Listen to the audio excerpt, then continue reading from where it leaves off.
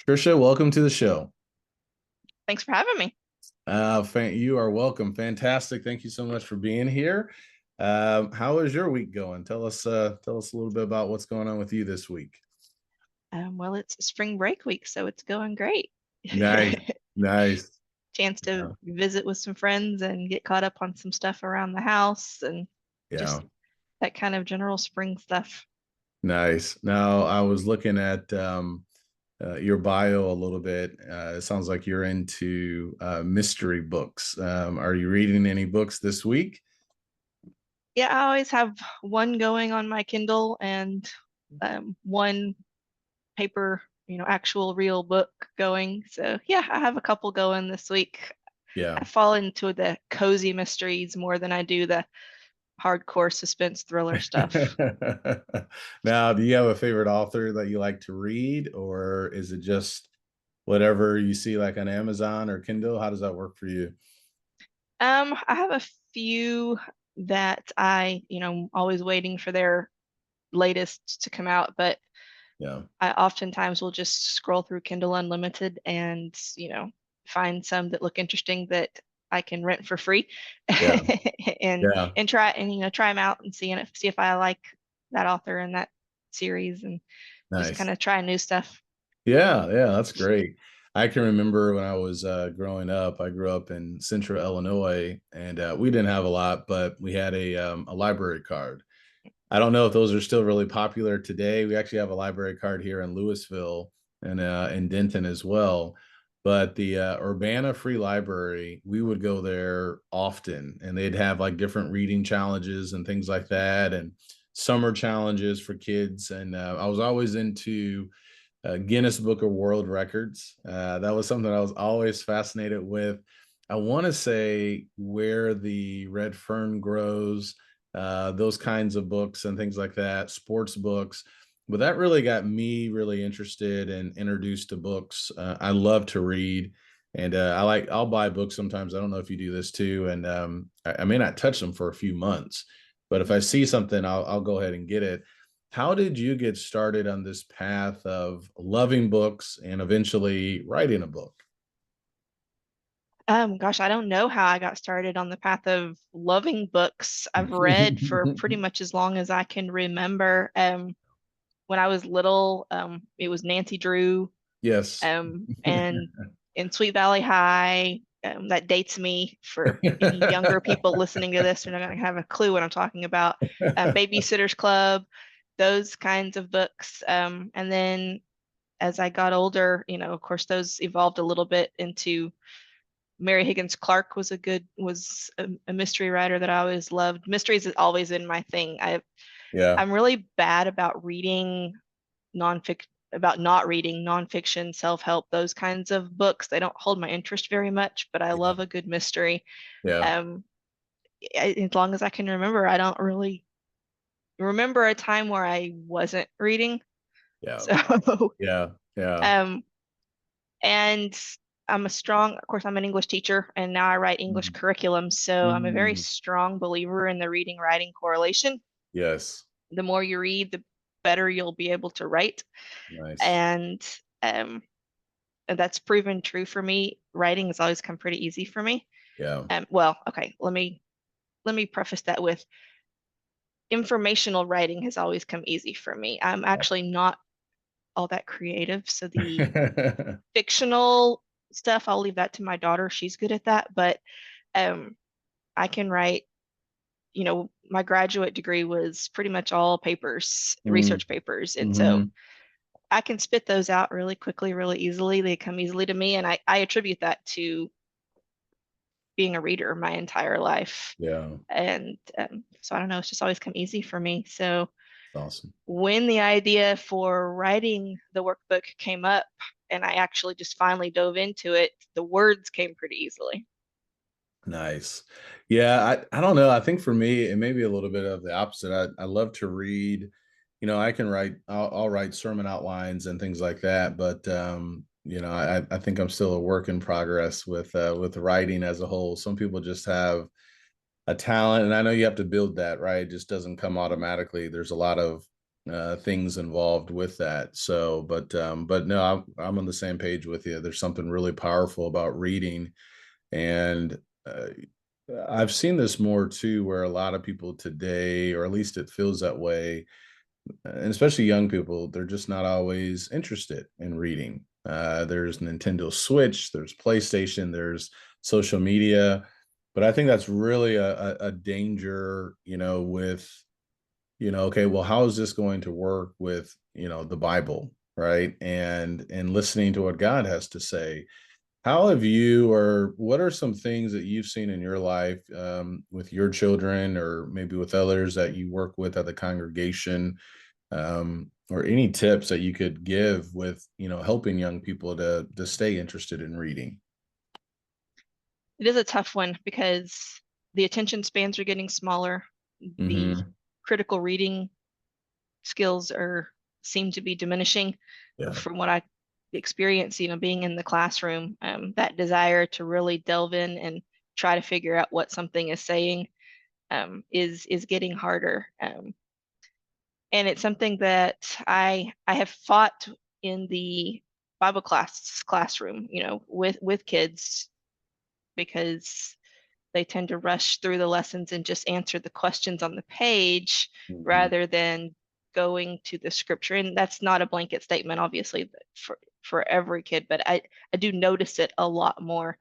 Um, and I try to ask some questions that aren't necessarily in the workbook sometimes, that you have to actually read the scriptures to be able to answer. And I try to ask more open-ended questions when I'm in a classroom.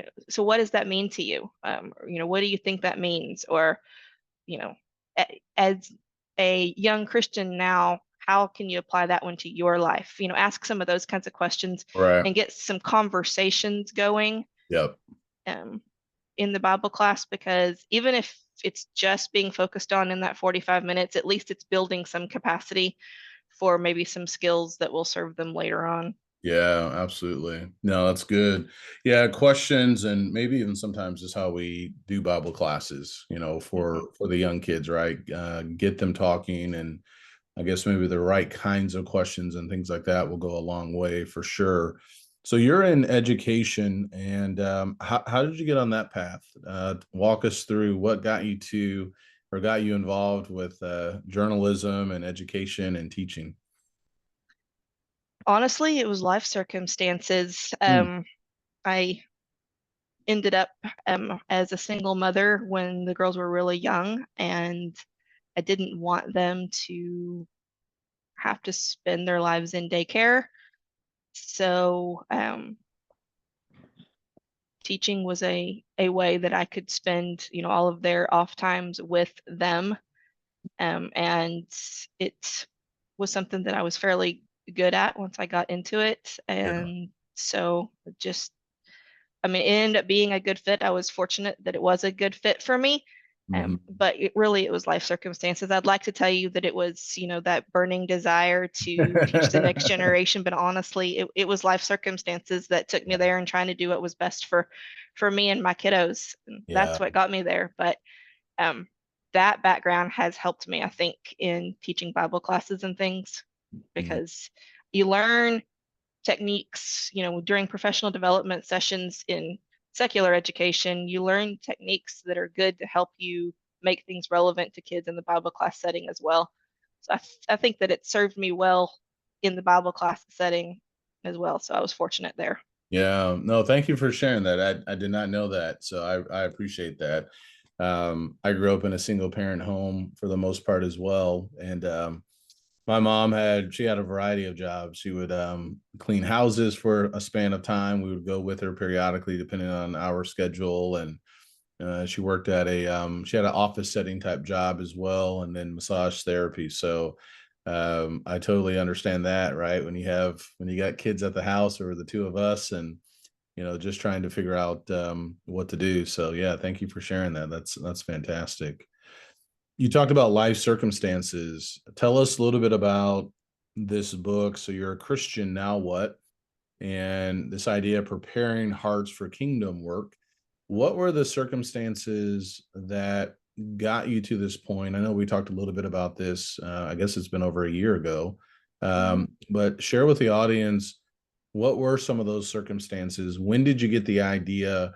You mentioned that you're not really creative, but obviously you have to be because you published a book, and most people are never going to do that. So I think you got to give yourself a little bit more credit. But take us on that journey. Well, it was, I guess, January of last year. I was studying with a young girl at our congregation. At the time, she had just turned 11.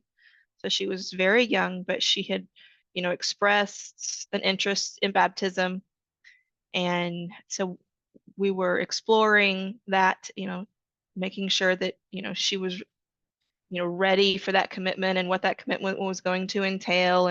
And we were studying through the book that Mark Roberts has. It's the 5 lessons. I forget the exact title, but we were studying through that, and I was noticing that a lot of the questions she was asking me weren't really about baptism itself and the commitment there. She was getting that. She was asking me more things about later, like, I'm only 11. What can I really do, to help the church, and things like, so when I'm at school, how should I do this or react to this, or things like that. And they were really good questions. And so I started just kind of tracking those questions, Mhm. and I decided, she's got a lot of really good questions, and I bet a lot of other Christians that are baptized young Yep. have the same types of questions. Hmm.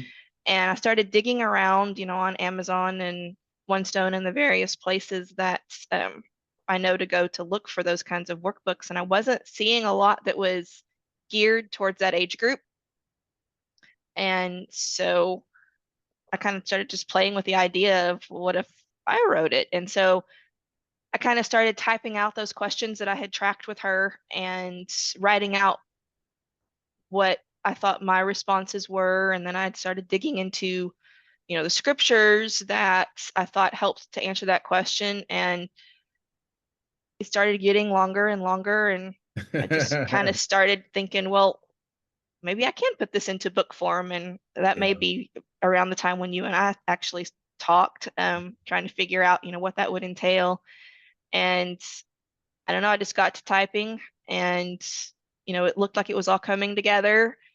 So I decided to send it off to a couple of people, couple of preachers, couple of the men in my own congregation, just looking at it from the scriptural standpoint, to making sure that, everything I was saying was in line, and the correct use of the scriptures, and those sorts of things. And I don't know, it just kind of all came together and fell into place. And so I took the leap and got an editor, which actually may be the person you recommended to me to edit it. And I had Kelsey Lee do some cover art for me. And next thing I knew, it was on Amazon. So Oh, that is so cool. Excellent job. So you started in January, and then it was published in November. Is that correct? right after Thanksgiving. Right after Thanksgiving. Yeah. So it Yeah. was about 11 months total. Did you have any? Because I'm always curious because people can write books, publish books. It's a tough thing, and it's not as easy as sometimes we can hear people doing it. But did you have any resistance, any obstacles? When you got to June or July, were you thinking, I don't know if I should do this or not? Walk us through that. Were there any of those challenges, or was it pretty straightforward? The challenges mostly came from inside me. Um, the I stalled out a couple of times because, I would get stuck on one lesson, and I wouldn't be able to figure out exactly what I wanted to say, how I wanted to say it. And so I would, it would be one of those, well, I'm just not meant to do this, kinds of things. Right. But, I kept praying, that if this was something that would help the kingdom, for God to, help me, help me get it to where it needed to be. Yeah. Um, and then when it came time to do the whole editing and finding somebody to do cover art and all those kinds of things, I was like, this is overwhelming, so maybe I shouldn't do this and leave this to, the professionals and, those kinds of thoughts. But again, kept, praying that if that was something that he wanted me to do, that he would help me get it done. And so finally in the summer, I just took the plunge and started investigating those avenues of, you had given me some things, Mark Roberts had given me some things. And so just finally kind of overcame those. But the obstacles really all came from within me. When I Yeah. sent it off for feedback from different people, there was never any resistance there. It was always good feedback and suggestions and, helpfulness. And so no outside resistance, but most of it came from right inside here. Yeah. Yeah. No, I totally get it. I think that's really where the big challenges really are. And I appreciate you sharing that. I just wrote, I'm writing notes too as we talk. So when I look down, that's typically what I'm doing here. I wrote down limiting beliefs, overwhelming, prayer, investigating. And I think all of that's just interesting because I think all of us have had those feelings of you have this great idea, you see a need for it, but it's not going to happen magically. It's going to take time and effort and energy and reaching out to other people and things like that. And I think that's important for people to hear that if you push through, if you maybe sometimes take a break, kind of like a computer, if you just restart it, typically it works a little bit better, So did you have like a set schedule with how you were writing this? You're working full time, I imagine. Were you doing this in the morning or in the evening time? What did that look like once you overcame those obstacles from within? No, I didn't really have a set schedule. When I would have some thoughts on, some of the topics, and I wasn't where I could, actually do any typing of it, I would, like jot down the notes to make myself remember so that I could go back to it later. Yeah, Um, uh, Weekends, I would spend a little bit of time like on a Saturday morning kind of thing, and get some of the thoughts that I had had during the week out. Sometimes I would do some stuff during the week after I got home from work, but honestly, I sit in front of a computer for 8.5 hours every day. I don't generally get on one when I get home. hmm, So didn't do too much of it then, but I like paper and pen also. So there was a lot of writing out on paper and then transposing onto the computer screen, yeah, later. yeah, absolutely. How did this journey writing this book um, impact your faith? I think one of the big ways was I know that God played a huge part in me getting it done. Because like I told you several times, I let the insecurity and the overwhelming feelings, take over me and tell me to just stop. This wasn't something that somebody like me does, kind of thing. But continue to pray through that. And, if, like I said, if it was something that he thought was going to help the kingdom, then help me get past those obstacles and get it done. And Yeah, obviously he did. And so, that's a tremendous had a tremendous that I can't talk tremendous impact on my faith, but also studying through some of the lessons because while they were really good questions from an 11-year-old, some of the things as I was writing it, I was like, I need to practice what I'm preaching a little bit more. yeah, And, yeah, you get away from some of the things that are good practices. And yeah. when you're sitting there writing it out for other people to follow, you realize this is something that really needs to take more of a forefront in my own life than it has been recently. And so it helped me to get a few things back on track in my own life as well. Nice. Yeah, that's great. Can I ask, and you don't have to share if you don't want to, we can edit this part out, but what was one of those things that you said, you know what, I need to work on that a little bit? Was it just like a particular kind of habit or thought? Are you willing to share any of that? Yeah, one of the big ones that came to my mind was just communicating with people. Mm, And, in one of the lessons, I was talking about how somebody as young as 11 can encourage others.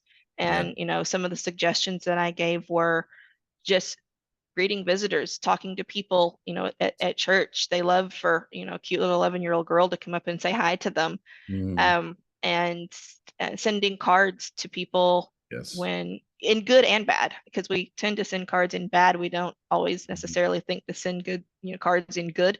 Yep. Um, and those were two areas as I was typing, I was like, when was the last time I sent somebody a card? And Yeah. it had been a few months, Yeah.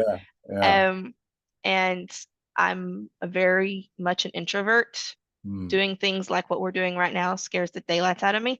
Does it? And talking to people that I don't know Yeah. scares the daylights out of me.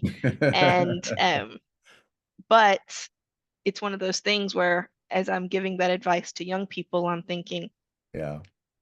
I need to get out there a little more and start, talking to the people in the church building. And so it's helped me to I've set myself up a schedule where on Sunday nights I have a list of people that are on my prayer list. I'll send out a couple of cards that I Nice. mail on Monday morning, and so I've gotten myself into a routine of that now. Mhm. That it was a routine that I had at one point, but then it just kind of got lost in the shuffle. And so some of the advice I was giving helped me to refocus a little bit and put Yeah. some of that Yeah. back on the front burner for me too. Yeah, that's awesome. No, thank you for sharing that. And I think you're doing a great job here, by the way, too. So I know it can be a little bit nerve wracking, but I really like that idea of the prayer list and sending out cards. One of the things that we do at the West Main Church is, I'm sure other churches are doing this too, something called a member care group.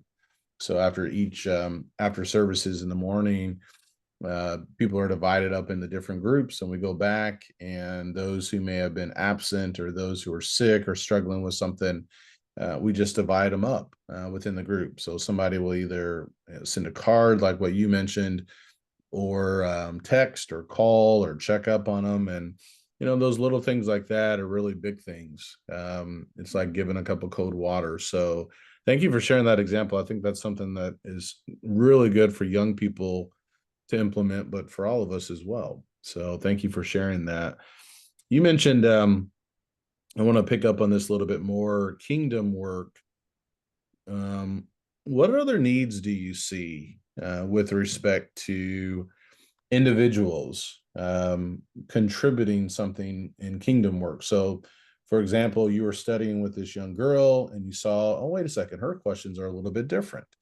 There's other things. You and I have been to sacred selections, dinner functions, and we know the power of just two people, being passionate about helping babies and helping families. You've mentioned Kenny Embry, his podcast, and the influence of Nikki and I still talk about that. We always, whenever we hear now, do good, we think about Kenny. Whenever we hear excel still more, we think about Chris. So Mhm. podcasts are something that we can do to share the word of God, books, workbooks. Have you thought more about what other needs might be out there for individuals? And I think this is important. Obviously, there's things that we can do collectively as a congregation that we have authority for. Also for individuals, the Bible talks about being zealous for good works. Any thoughts with that? Anything that you have seen that maybe someone who's listening to this may be thinking, you know what? I think I could help out with that. Um, well, I mean, are you talking about, you're talking specifically kingdom work here, right? Yeah, but if you want to go in a different direction, please do. Yeah. Well, the only reason I asked that is because one of the things that I've been considering doing lately and I haven't done yet is like trying to be a volunteer somewhere, Yes. Hmm. helping young kids, I don't know, Boys and Girls Club, Big Brothers, Big Sisters, something like that. That's not specifically kingdom work, but it's kids that need mentors that Yeah. aren't getting them other places where, I could potentially be an influence, spiritually, but even just morally and ethically, that sort of stuff. So I've been looking at that kind of thing and really feeling like I need to contribute more somehow, that kind of way. Yeah. Um, that's one thing that's been big on my heart recently. And Good. Yeah. getting more into sacred selections is also something that's um, a big one in my heart as well. But Yeah. those are two big things that I've really been thinking about and praying about a lot. Yeah. No, that's great. And I think, obviously, the more we can get out into the community, it's just another opportunity, for evangelism. And when people see us involved, it goes a long way. It's just another opportunity to plant seeds and give us those doors or avenues to share the gospel. So yeah, there's something to be said for sure about that. I had another thought and it just left me. Oh, I remember now. I want to go back to your book here real quickly. Somebody buys your book. They have a young person, young child. What's the best way to utilize the book? Is it a chapter per week? How do you recommend when somebody buys your book that they go through it with their children? Um, I tried to write it in a way that it could be used for individual home Bible study and also be used in like a Bible class setting if they wanted it to be. Okay. So I think it lends itself to both of those. Sorry, my headphones are low. Oh, it's okay. I'm about to have to plug them in. But I mean, a chapter a week would definitely work. The way it's divided up is it's 13 lessons, and the title of each lesson is a question. So, so like one of the questions is, how can I help in the kingdom or help in the worship service? Mhm. And, we talk about the things, greeting others and, those kinds of things. One Yeah. of them is, what should I be doing during the Lord's Supper? And so Mhm. we talk about, it talks about those kinds of things. So each lesson is a question, and then it, delves deeper into thoughts about that question and scriptures that you go to. None of the scriptures are actually in the workbook. It's designed to make you actually go read the scriptures, Mhm. to That's apply good. them. Yeah, And that's and great. I also tried to do some real life scenarios because one of the things that I found as a teacher is that what gets kids really caring is the relevancy to them and Yeah. their lives. And so Mhm. helping them to see that the Bible is not outdated, that it does apply to their own lives. And so trying to put some real life examples in there for them. So I think you could easily do it, a lesson a week if you wanted to. They are fairly lengthy lessons. So I don't know. And when I say lengthy, I mean 3 to 4 pages, depending on, the topic. So I don't know that you would want to do more than one a week, but Mhm. Yeah. might be able you might be able to. But it's definitely something that's doable. Like if it's in a Sunday morning Bible class, it's definitely something doable as the lesson for that week. Yeah. Yeah, that's great. So while you were talking, I thought of an idea for you. I tend to have a lot of ideas. Some are good, some are bad. Some can create more time for somebody else or for myself, but I want to share it with you. But before I do, I want to ask, what is next for you? So I know you mentioned volunteering, getting out into the community. You're on spring break right now. That's all good. You got your book published. You're still teaching, I'm sure, Bible classes and helping out the congregation. What is next for you? I don't know. But people have asked me if I'm going to write another one. And I mean, the answer Yeah. to that is I don't know. That really just grabbed my heart when we were studying, and saw a real need for it. And so I ran with it. If something else grabs me that way, and, it's something that I think I can have some input in and some be helpful with, then maybe I might. But right now, there's nothing, in the works or really stirring in my mind about that. Yeah. So I think right now it's just focusing on trying to find some way that I could be more helpful, whether Yeah. it ends up being in one of the volunteer situations that I talked about earlier, or whether it's, something else that comes to light, but just trying to find ways to be more helpful because now that my girls are gone, I do have a lot more time on my hands. Hmm. And I want to try to find a way to make more of that fruitful. And so Yeah. don't have the answer for that yet, but Yeah. I'm working on it. Well, good. So I'll share this idea. You can keep it. You can say no. Don't. I don't want that idea, Ben. You can get rid of it if you want. Back in January, we had a brother and sister come into the congregation, and they did a weekend of training, in particular for Bible classes, for Bible class teachers, um, and people who did not teach could be a part of it as well. It was really encouraging to me. So the brother, he did all the main breakout sessions, and his wife had, I think, one session or maybe two with some of the women, just showing different ideas, different things to kind of what we're talking about, right? Helping our Bible classes to be more effective, getting our children talking, and things like that.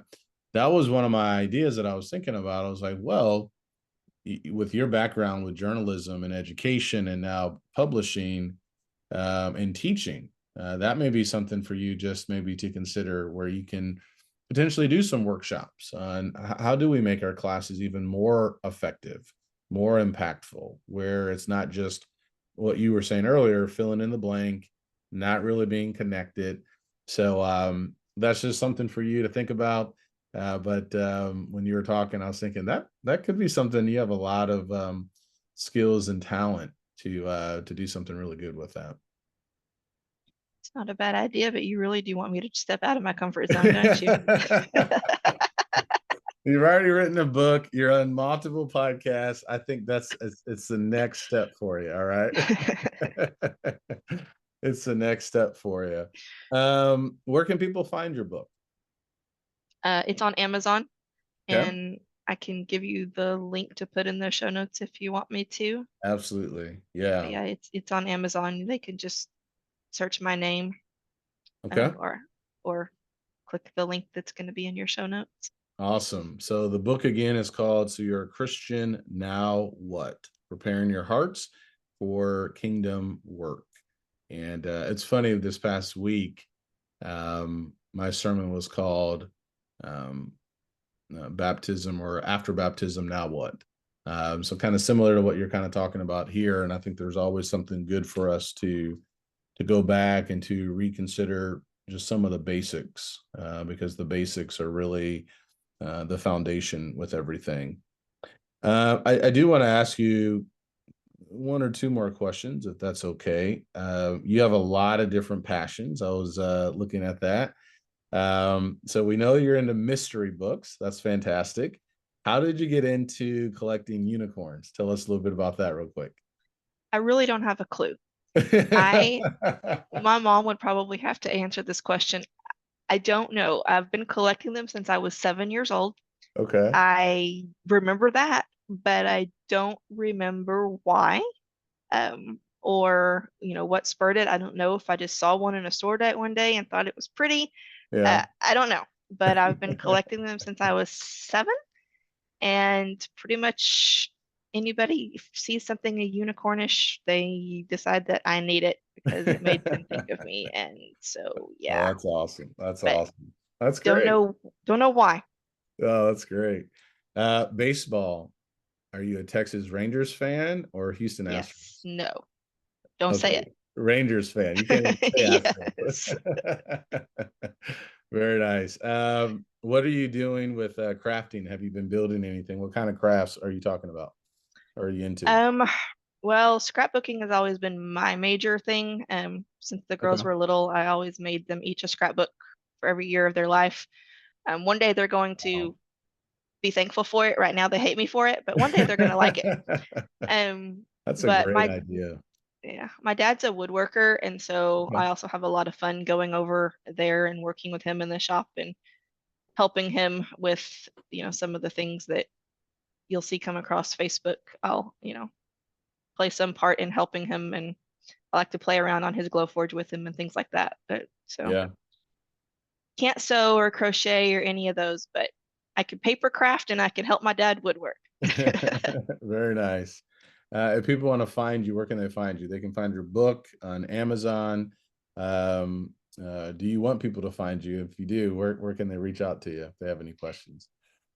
I'm on Facebook just Okay. as Tricia Stahl, so you can be found there. And the email for my book is Tricia. It's Tricia .Stahl STAHL 75 at gmail.com. All right, cool. I'll put that in the notes as well.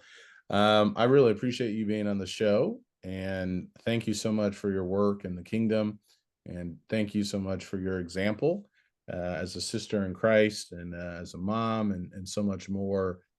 I want to give you the final thought. Um, Final thought for our listeners. It can be whatever you want to share, and maybe it's something pertaining to creating something, something pertaining to your faith. A final thought that you like to share with everybody. I think one of the big things I've learned through this process is that we can do hard things. Mm, Um, and if you have a passion for it, pray about it, and um, don't sell yourself short, because you can do things that you didn't think you could do. I never thought that I would publish any kind of a book in any sort of a setting. And, I did. So we can do hard things. And so don't give up on it. Pray about it and do it. awesome. Trisha, thank you so much for being on the show. Thank you.